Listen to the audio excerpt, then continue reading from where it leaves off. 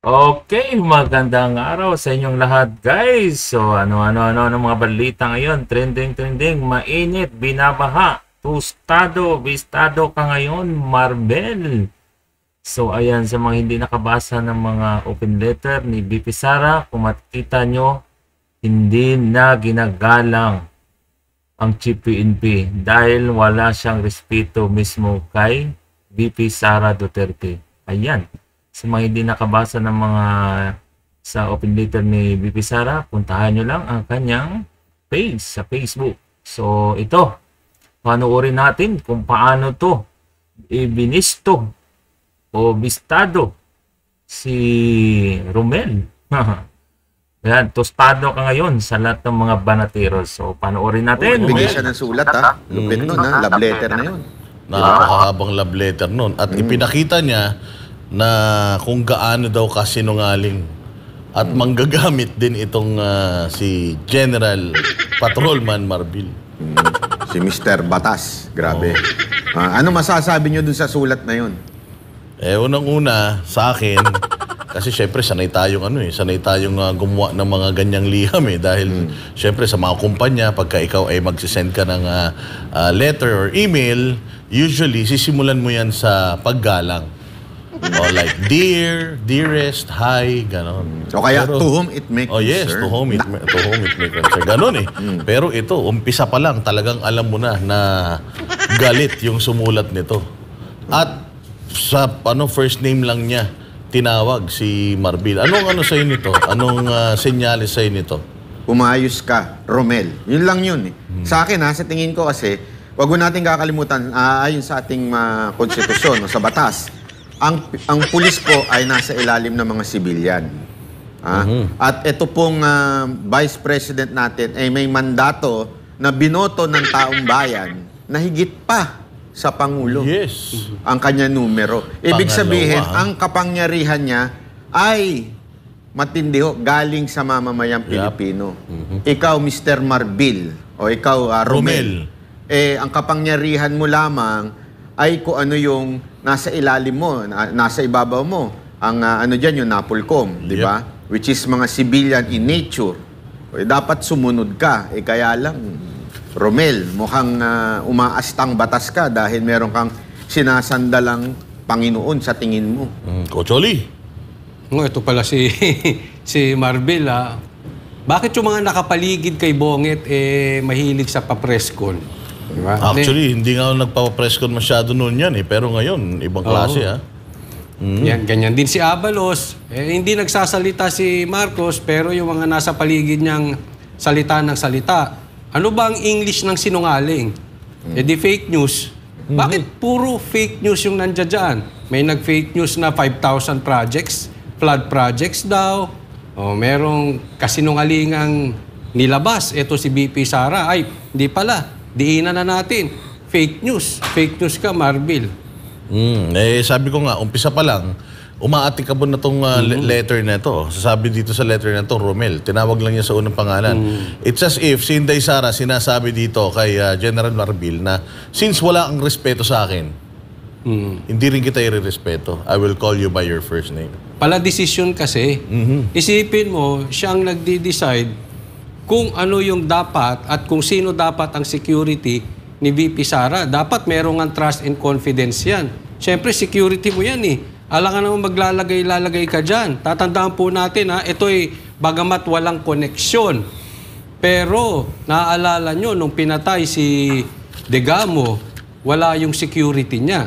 Kaya napaka-importante yung trust and confidence. Ang ginagwardyahan naman dyan, si BP Sara, ikaw ba? Pala desisyon. Kaya nga kinestyon yun ni BP Sara. Ang tagal na, isipin mo. If I'm not mistaken, 2007 pa. Security na niya yan. Tapos, ngayon lang, ngayon lang po sa administrasyon ni President Bonget na nabulabog. Kaya mga security ni VP Sara. Anong meron? Ito nga, sa 1987 Constitution Article 2, Section 1. The Philippines is a democratic and republican state. Sovereignty resides in the people. Yes. And all Ano ibig sabihin ng all? Lahat. Hindi ba kapiraso lang? Hindi ba konti? Lahat. May exemption Walang ba? exemption. No. All government authority emanates from them, sa mga tao. Sa madaling salita, kayo hong mga kapulisan, nasa ilalim po kayo ng mga sibilyan. Especially kung ganito yung binigay na mandato ng taong bayan. Ilang milyon yun na bumoto kay VP Sara. 32. Mas lamang pa sa presidente. Nakakalimutan mo po ata yun. Actually, sa totoo lang, ako legit pa yung 31M ni Bongbong, di ba? Kaya ikaw, Romel, medyo alam mo kung saan nainis talaga itong si VP Sara Duterte. Nakasulat doon sa unang bahagi ng sulat na okay lang sana kunwari tanggalan niyo ako, tirahin mo ako, pero yung magsinungaling ka sa publiko at sabihin mo itong mga ganito, ilang beses kang press con, nagdadaldal dyan, sasabihin mo puro kasinungalingan, doon na inis si VP Sara Duterte.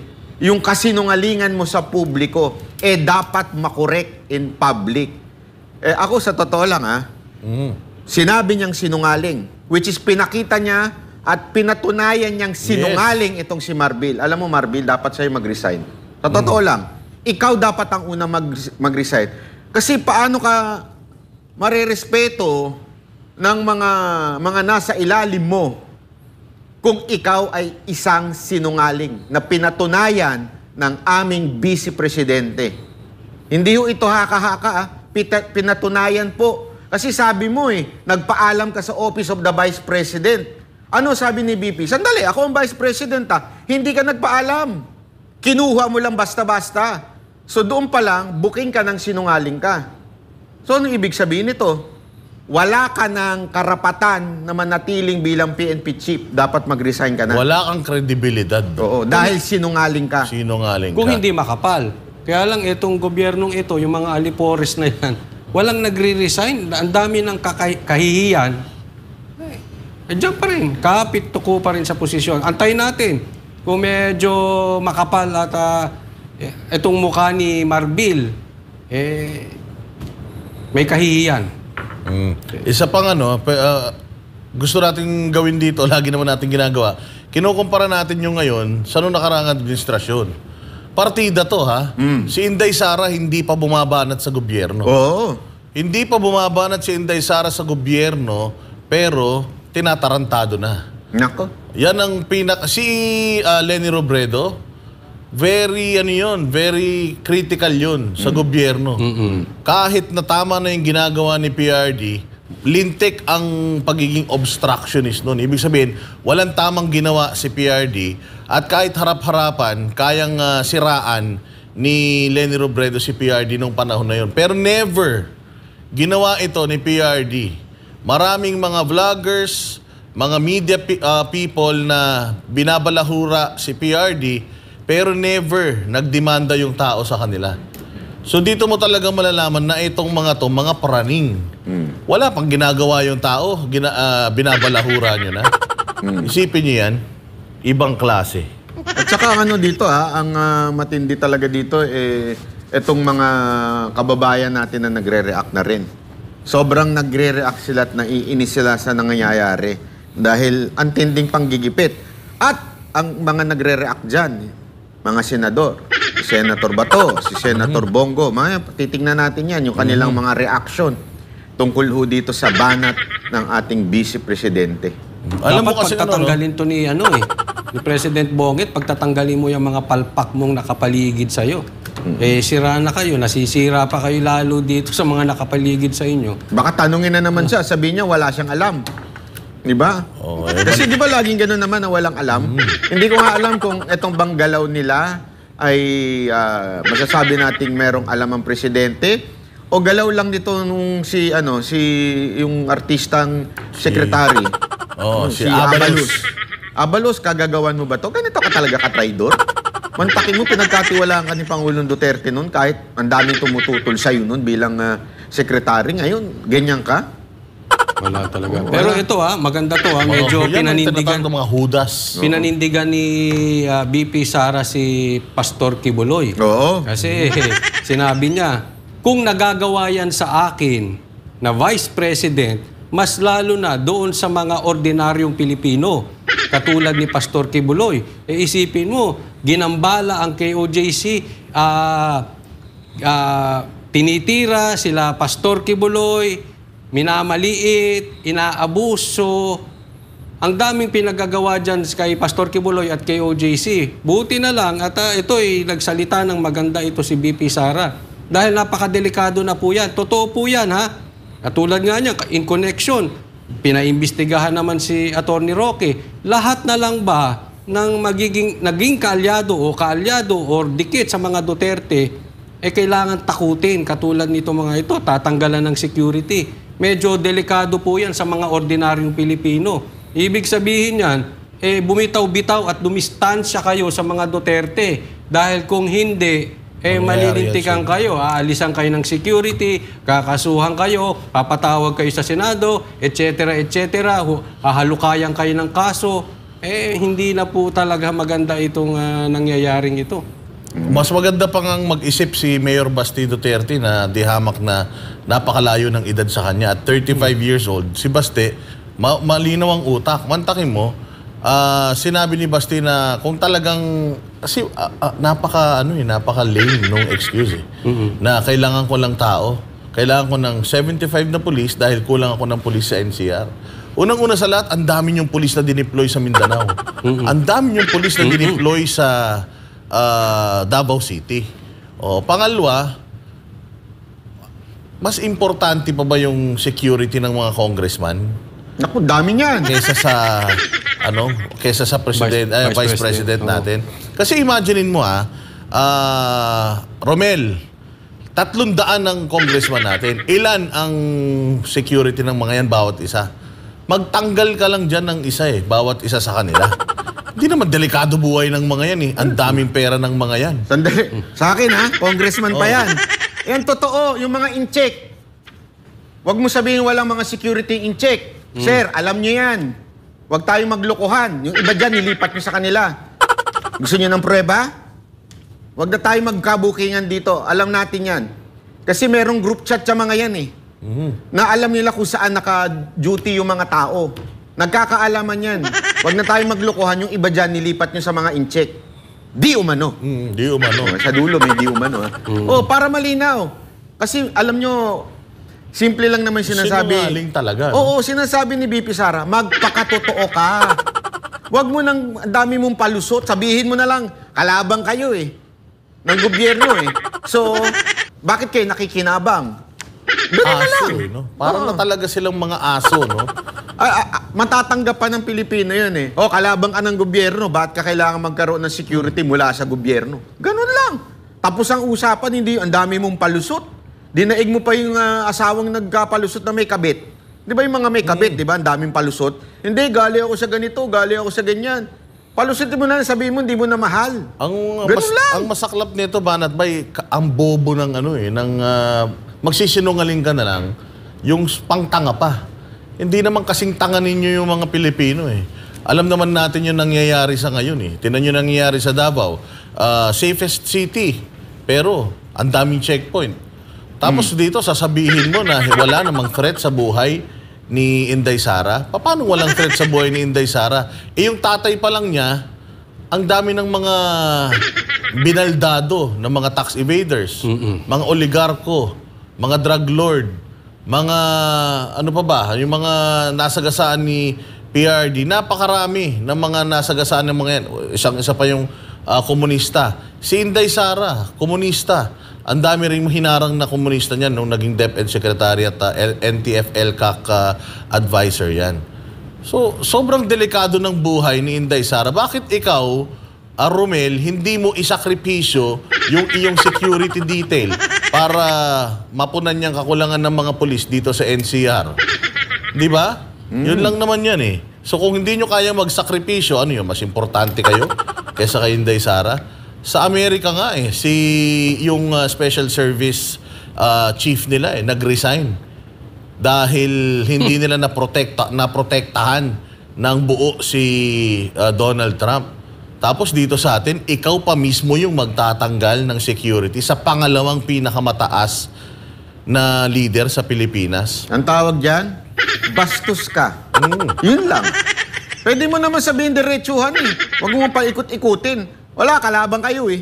So, tanggalan namin kayo. Kasi hindi nga lang si VP Sara Duterte. Lahat po na maka-Duterte. Huwag na tayo maglokohan. Alam ko po yung personal. Lahat po na maka-Duterte, tinanggalan ninyo. Kahit si Senator Bongo. Pwede bang pakinggan natin yung audio ni Senator Bongo? Ito ho, pakinggan ho natin. Pasok. Ayan na. Sabi ko po, hindi siya nag-iisa. Ibig ko sabihin rin po dito ay kung sakali namang kailangan siyang i-secure, meron pong mga mamamayan natin na willing rin pong mag-secure sa kanya tulad namin. Pangalawa po, hindi siya nag-iisa dahil ako unang-una ay ako rin po yung natanggalan ng security na mas nauna pa ako sa kanya. Opo. Alam nyo, siguro mga 3 weeks ago pa po ito. At bilang vice chairperson po ng Senate Committee on Public Order and a citizen of this nation, ay alam nyo, concerned rin po ako kasi kahit pa paano, ako nga mismo, senador, alam nyo, ang trabaho namin, kahit sang sulok po ako ng Pilipinas, umaabot po ako. At dyan po kahit pa paano yung risk, yung threat sa buhay namin. Pero ako naman, sanay naman akong, kahit saan naman tayo, naglalakad tayo. Noong panahon po ni dating Pangulong Duterte, ako po mismo ang isa sa nag-suggest rin po sa kanya na idoble po ang sahod ng pulis dahil kulang talaga. Mahal po namin kayo. Kaya alam po, ang pakiusap ko lang naman po, lalong-lalo na sa panahon ng pagsubok na nangyari sa ating bansa, ipapaalala ko lang po sa liderato at sa buong hanay ng pambansang pulisya na manatiling tapat sa kanilang sinumpang tungkulin at huwag magpagamit sa anumang political na agenda. Maging professional po sila at just do what is right. Ayan. So, isa pala sa una sa mga natanggalan ng security, si Senator Bongo. So talagang mga Duterte. Oo, lahat to. Sinabi ko na sa inyo, lahat to. Hindi ko kasi madali yung trabaho namin. Sa totoo lang para sa kaalaman mo, Mr. Marbil. Kasi ang mga binabanata namin, puro mga drug lords, pogo, kahit, alam mo yun, hindi biro yung trabaho na ito. Bakit? Kung may mangyari po ba sa mga ganito sa amin, mananagot kayo? Si Vice Presidente pa po, ang kalaban niyan, mga komunista. Galito yan sa mga NPA. Matagal na lumalaban yan. Magtanong ka sa mga taga Davao. Yan ang number 1 na kinaiinit ng ulo ng aming Vice Presidente. Tapos tatanggalan mo? Anong karapatan mo? Tama yung sinabi ni Senator Bongo. Dinagdagan ng sahod nyo. Doble Sir, doble. Hindi ba mahalaga sa inyo yun? Bakit? Meron ba kayong extra income? Nagtatanong lang. Kasi yung mga kapulisan, tuwan-tuwa sa ginawa ng mga Duterte. Wala akong natanong ng mga pulis na sinabi nilang, bad trip kami kay Duterte. Lahat sila tuwan-tuwa dahil tinaasan ng sahod. Na-appreciate nila. Tapos babastusin nyo lang. Ano kayong kwentang klaseng tao? Palibhasa, pa-retire na kasi mga yan, banat bay. Yun. Pa-retire na yung mga yan Kaya okay na sa kanilang gumawa ng ganyan. Ang importante, okay na yung buhay nila. Pagtapos ng kanilang serbisyo, hayahay na sila. Pero yung image ng pulis na inayos noong panahon ni PRD, wala na naman. Balik na naman tayo dun sa dati na may kailangan mo ng tulong, natatakot kang lumapit sa pulis. Kasi instead, matulungan ka nila, kinakabahan ka. Kasi baka sila pa yung mang-abuso sa'yo. Ang bantot ng style nitong gobyerno ngayon. Sobra. Basta Duterte ka, parang napaka-insecure nyo naman, napaka-praning. Ano bang, tinitake nyo multivitamin? Sabi nga dito, nagtatanong, ewan ko sino to, pakisagot. Yung Romel ba at saka Junel, iisa? Hindi, magkatunog lang. Pero, oo. Parehas bastos. Parehas bastos. Ayan na lang ginagawa ninyo sa harap ng Kingdom of Jesus Christ. Ano na yan katarantaduhan na yan, kahayupan na yan Mantakin mo, nakasakay kayo HPG ka. Nakasakay ka sa walang plate number na sasakyan. Samantalang nagpapa-implement kayo ng no plate number, Batas no travel. ay batas di ba? Sabi nyo, batas ay batas, sumunod sa batas. Tinatakpan nyo yung mga plate numbers ng mga mobile patrol cars ninyo. Yung mga ano ninyo, Exempted eh. o yung mga nameplates ninyo, tinatakpan ninyo ng mga vest. Tapos, tinahanapan kayo ng mga identification, hindi Ayan, kayo nagbibigay ng identification. Kaya nga ngayon hindi mo na talaga ma-identify kung pulis ba talaga tong mga to o mga kriminal na Balay mo, nagdadamit NPA pulis. yan. Kasi hindi mo Saka- identified eh. Abogado yan, ha? Yung nagtatanong sa mga pulis na to, abogado yan. Kasi nga, para malaman kung nasa batas pa ba yung ginagawa ninyo. Eh, para na kayo talagang batas. May sarili kayong batas. Oh, kitang-kita nyo naman. Tapos sasabihin nyo, kulang ang pulis. Ano binabantayan nyo dyan sa KOJC? Baka lumipad yung kingdom. Baka Oo. Waxis ang binabantayan nila Hindi, dyan. hindi ko maintindihan. May binabantayan kayo sa loob. Nakapunta na pa kayo sa loob.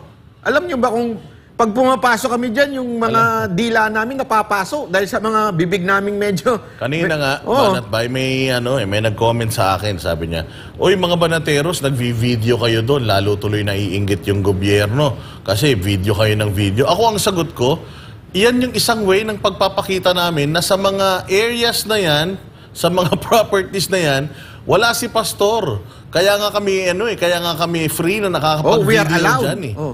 Oo. Walang nagpipigil sa amin, ha? Uy, huwag kayo mag-video dyan, huwag kayo mag-video. Oo. At wala rin nagsasabi sa amin na mag-video kayo. As in, kami yun. Kung kailan namin gusto mag-video, anytime na kailangan at gusto namin, makapag-video kami. Oh, it's a clear indication na sa mga properties na yan, wala dyan yung hinahanap At ninyo. saka ako, ha? I did you a favor kay mga pulis. Hinanap ko si Pastor. Sayang yung 10 million eh. So, magbe-birthday pa naman ako. So, hinanap ko talaga siya. Parang malay mo, may pa-birthday, di ba? Pagka, Pastor, tara, sama tayo, Waxis tayo, di ba? Tapos bibigay ko na doon sa pulis. Di ba? Hindi, joke lang, ha? Pero, wala talaga dyan eh. Nakailang pasok na kayo eh. Ano ginagawa nyo dyan? Nangaharas lang talaga yung mga yan, Banat. Alam mo kung andun si Pastor, hindi na mag-iimbita. Ilang beses na kaming inimbata dyan sa loob. Hindi lang kape, kahit sila Ka Eric, sila Pati nga kasulok-sulukan, pinapupuntahan na sa inyo eh. Bakit imbita pa sila ng imbita dyan? Kung may tinatago ka dyan. Eh, alam naman nila yung mga katulad namin, napakadaldal sa lahat sinasabi sa vlogs namin. Eh, iimbitahan mo pa yung napakadaldal na mga yan. Eh, kung may tinatago ka, malinis talaga yung loob na yan.